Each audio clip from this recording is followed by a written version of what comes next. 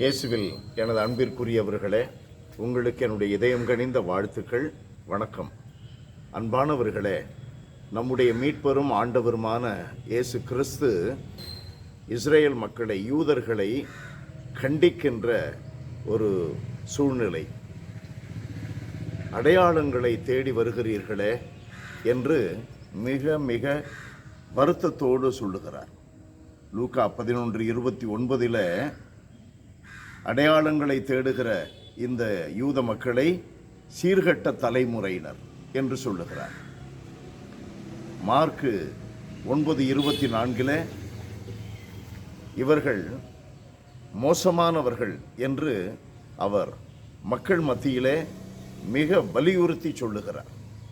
சீர்கெட்ட தலைமுறையினர், விபச்சார தலைமுறையினர், அருங்குறிகளை தேடுகிறார்கள்.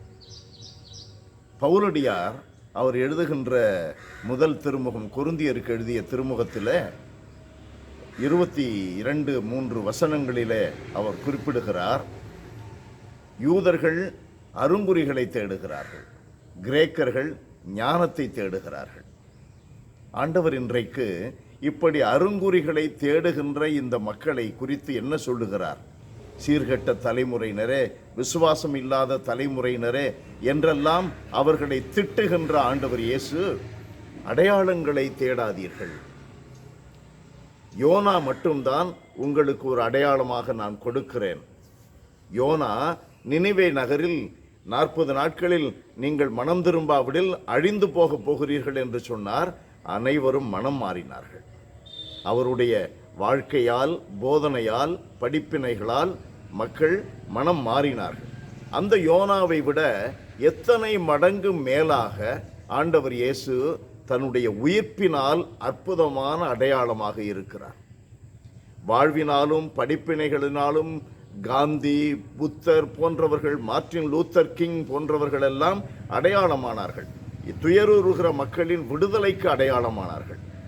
ஆனால் இயேசு ஆண்டவர் உயிர்ப்பின் வழியாக சாவை துய்த்து கொண்டிருக்கின்ற மக்களுக்கெல்லாம் வாழ்வின் அடையாளமாக இருக்கிறார்.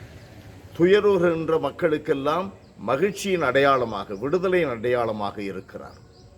பாவிகளாக இருக்கிற மக்களுக்கெல்லாம் மன்னிப்பின் அடையாளமாக இருக்கிறார். அவர் வாழ்வை தருபவர்.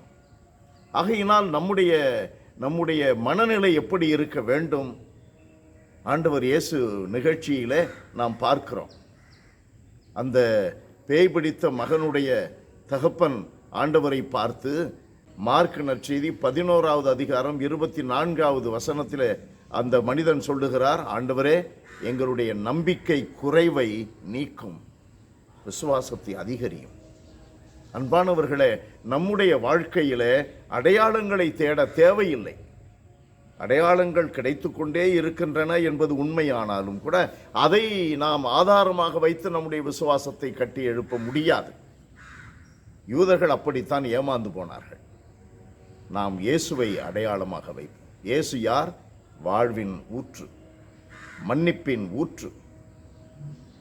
இரக்கம் நிறைந்த எங்கள் தகப்பனே, நாங்கள் வாழ்வு பெற, நாங்கள் மன்னிப்பு அடைந்து, பாவத்திலிருந்து விடுதலை அடைந்து தூய்மை பெற, ஆண்டவர் இயேசுவே எங்களுக்காக நகருக்கு வெளியே இரத்தம் சிந்தி சிலுவையில் உயிர் கொடுத்தார் என்று எழுதப்பட்டுள்ளது.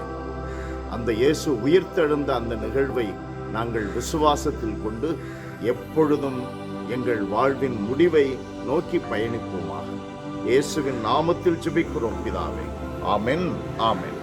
வாழ்வும் சாவும் முன்னே, நன்மையும் தீமையும் கண் முன்னே, எது வேண்டுமோ எது வேறு வழியில், எது வேண்டுமோ எது வேண்டுமோ